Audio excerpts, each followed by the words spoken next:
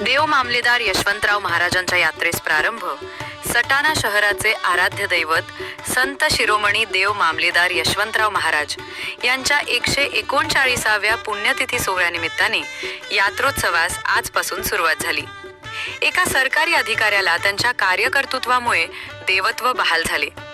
महाराजांच्या पदस्पर्शाने पावन झालेली ही बागलांची भूमी आहे. महाराजांनी जनतेची निस्वार्थपणे केलेली सेवा आजही जनमनाच्या स्मरणात आहे. या सेवाव्रती कार्याची दखल घेऊन शहरात जनतेने त्यांचे मंदिर बांधले.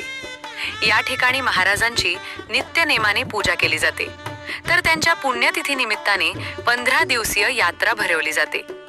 आज परंपरेनुसार तहसीलदार कैलास चावडे, प्रतिभा चावडे, नगर परिषदेचे प्रशासक ज्योती पाटील, स्वप्नील पाटील, ट्रस्टचे अध्यक्ष भालचंद्र बागड, अरुणा बागड, संचालक सुरेश खैरनार, अनिता खैरनार यांच्या हस्ते पहाटे 4 वाजता महापूजा संपन्न झाली.